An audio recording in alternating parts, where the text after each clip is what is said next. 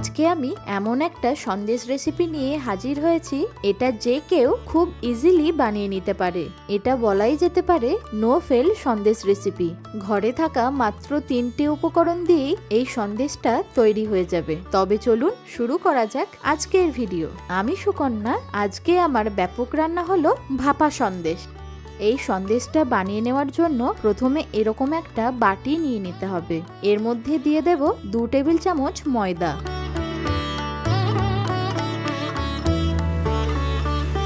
এবার এর মধ্যে হাফ কাপের মতো জল দিয়ে এর একটা ঘোল তৈরি করে নেব। এটা কখন আর কেন ব্যবহার করব সেটা নিশ্চয়ই আপনাদেরকে জানাবো, তবে অবশ্যই একটু লক্ষ্য রাখতে হবে ঘোলের মধ্যে যেন কোনো রকম লাম্পস না থেকে থাকে। এবার এই ময়দার বাটিটাকে একটা সাইডে রেখে আরো একটা বাটি নিয়ে নেব।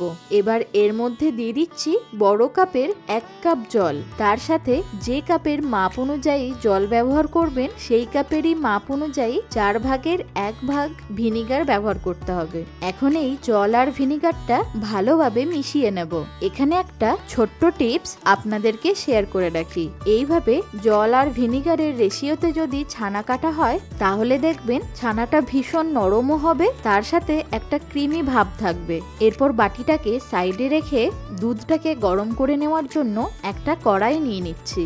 যাতে দুধটা কড়াইয়ের মধ্যে লেগে না যায় তার জন্য প্রথমে অল্প একটু জল কড়াইয়ের মধ্যে দিয়ে দিতে হবে। এবার আমি দুধটাকে দিয়ে দেব। আমি এখানে 3 লিটার ফুল ফ্যাট গরুর দুধ ব্যবহার করছি, তবে আপনারা আপনাদের প্রয়োজন মতো কম বেশি করে নিতে পারেন।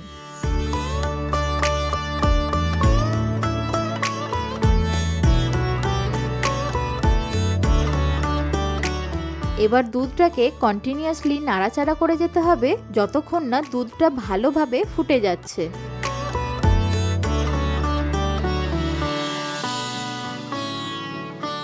এতক্ষণে দেখুন দুধটাও আমাদের বেশ ভালোভাবে ফুটে গেছে। এই সময় গ্যাসের ফ্লেমটাকে একেবারেই অফ করে দেব। আমরা যে আগে থেকে ময়দার ঘোলটা বানিয়ে রেখেছিলাম, এই সময় এটাকে দুধের মধ্যে দিয়ে দিতে হবে। এই ময়দার ঘোল যদি ছানা কাটার আগে দুধের মধ্যে ব্যবহার করা হয় তাহলে দেখবেন ছানাটা ভীষণ সফট হবে। এবার এক হাতে করে ময়দার মিশ্রণটাকে ঢালতে হবে আর এক হাতে করে কন্টিনিউয়াসলি নাড়াচাড়া করে যেতে হবে। বেশ কিছুক্ষণ নাড়াচাড়া করে নেওয়ার পর দুধটা যখন হালকা একটু ঠান্ডা হবে সেই সময় জল আর ভিনিগারের যে সলিউশনটা সেটা ব্যবহার করতে হবে। একদম ডাইরেক্ট গরম দুধের মধ্যে যদি ব্যবহার করা হয় তাহলে দেখবেন ছানাটা রাবারি হয়ে যাবে। সেই ক্ষেত্রে সন্দেশগুলো একদম সফট আর ক্রিমি হবে না। যেইভাবে আমরা ময়দার গোলাটা ব্যবহার করেছি ঠিক সেইভাবেই ভিনিগার সলিউশনটা অল্প অল্প করে দিয়ে আর এক হাতে নাড়াচাড়া করে ছানাটাকে কেটে নেব।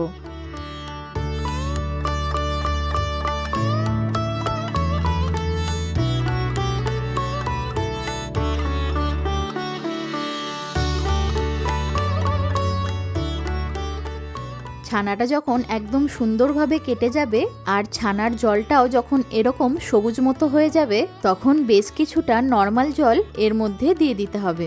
এতে করে ছানার টেম্পারেচারটা একদম ডাউন হয়ে যাবে, তার সাথে ছানাটা আর ওভারকুকও হবে না।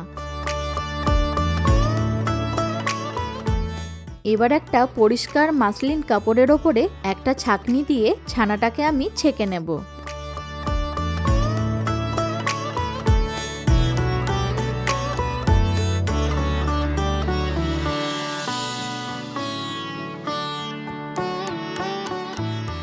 ভালো করে ছানাটা ছেঁকে নেওয়ার পর আমি আরো কিছুটা ঠান্ডা জল এর মধ্যে দিয়ে দিচ্ছি, যাতে ছানার মধ্যে যেটুকু টক ভাব আছে যেন ভালোভাবে বেরিয়ে যায় আর তার সাথে ছানাটাও যাতে তাড়াতাড়ি ঠান্ডা হয়ে যায়। আমি একটা স্প্যাচুলা দিয়ে ছানাটাকে একটু ওপর নিচ করে দিচ্ছি, তাহলে তাড়াতাড়ি ঠান্ডা হয়ে যাবে।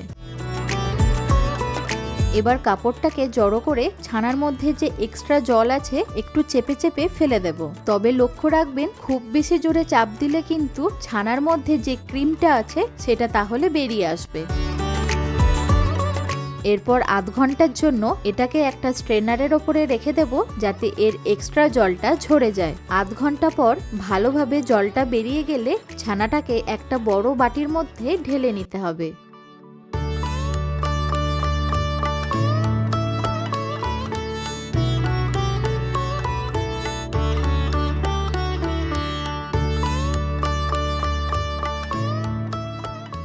আমি অল্প একটু ছানা হাতে নিয়ে দেখাচ্ছি, দেখুন কতটা সফট আর ক্রিমি হয়েছে। সন্দেশ বানানোর জন্য এই ছানাটাই একদম পারফেক্ট ছানা। এর থেকে যদি আরেকটু হার্ড হয় তাহলে সন্দেশের টেক্সচারটা ভালো আসবে না। এবার সন্দেশের মিশ্রণটা তৈরি করে নেওয়ার জন্য একটা মিক্সার জার নিয়ে এর মধ্যে ছানাটাকে ঢেলে দেব।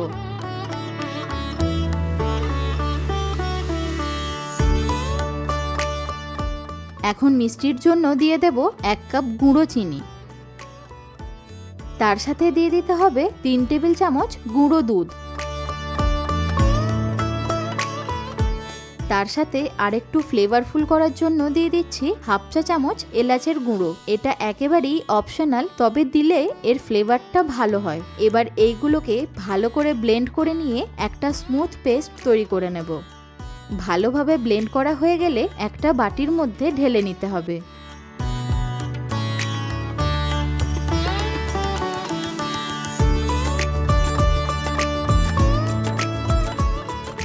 আমি পেস্টটা দেখাচ্ছি, দেখুন না খুব বেশি গাঢ় হবে আর না খুব বেশি পাতলা হবে, কিছুটা ঠিক মেয়োনেজের মতো দেখতে হবে।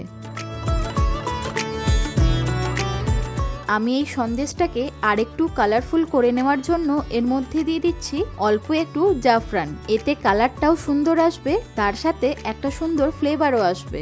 আপনাদের কাছে যদি কেশর না থেকে থাকে সেই ক্ষেত্রে এটা স্কিপও করতে পারেন। এবার ভালোভাবে একবার মিক্স করে নেব যাতে কেশরগুলো সুন্দরভাবে মিশে যায়।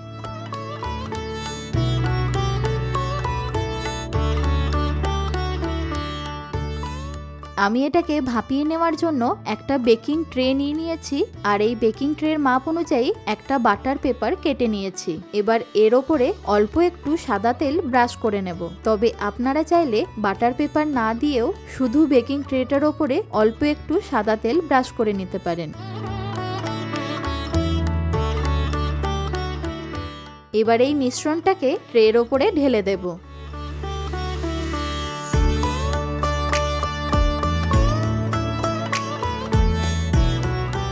আমি স্প্যাচুলাটা দিয়ে এইভাবে একটু সমান করে দিচ্ছি যাতে সন্দেশের শেপটা সুন্দর হয়। তার সাথে চারিদিকটা একটু এইভাবে ট্যাপও করে দেব।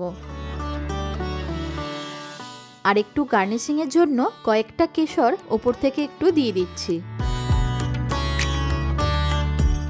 এবার এটাকে আমরা 20 থেকে 25 মিনিটের জন্য স্টিম করে নেব। আমি স্টিম করার জন্য বেশ কিছুটা জল আগে থেকে গরম করতে দিয়ে দিয়েছিলাম। এবার এই বেকিং ট্রেটা ডাইরেক্ট কড়াইয়ের মধ্যেই বসিয়ে দিচ্ছি। তবে আপনারা চাইলে একটা স্ট্যান্ডের ওপরে রেখেও স্টিম করে নিতে পারেন। আমি একটা ঢাকাকে এইভাবে কাপড় দিয়ে মুড়ে চাপা দিয়ে দিচ্ছি যাতে ভেপারটা কাপড়ে অ্যাবজর্ব করে নিতে পারে। 30 মিনিট পর ঢাকাটা খুলে একটা টুথপিক দিয়ে দেখাচ্ছি, দেখুন আঙুলে কোনো রকম লাগছে না। আমাদের সন্দেশটা একদম পারফেক্টভাবেই তৈরি হয়ে গেছে। এবার এটাকে নামিয়ে নিয়ে ভালো করে ঠান্ডা করে নেব। চাইলে 2 থেকে 3 ঘন্টার জন্য ফ্রিজেও রেখে দিতে পারেন। আমি 3 ঘন্টার জন্য এটাকে ফ্রিজে রেখে দিয়ে ভালোভাবে ঠান্ডা করে নিয়ে এবার এটাকে ডিমোল্ড করে নেব।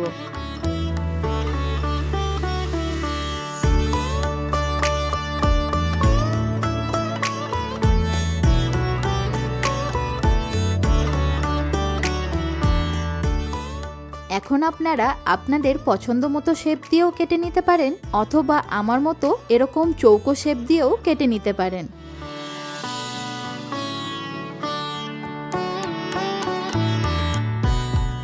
ব্যাস, আমাদের স্মুথ আর সফট ভাপা সন্দেশ একেবারে রেডি। আর দেখতেও হয়েছে দেখুন কত সুন্দর।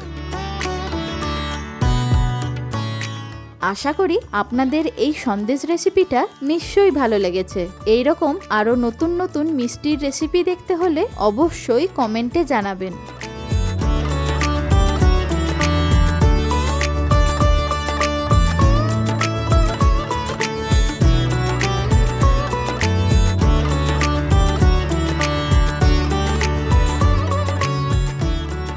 ভালো থাকুন, সুস্থ থাকুন, দেখতে থাকুন ব্যাপক রান্নাঘর।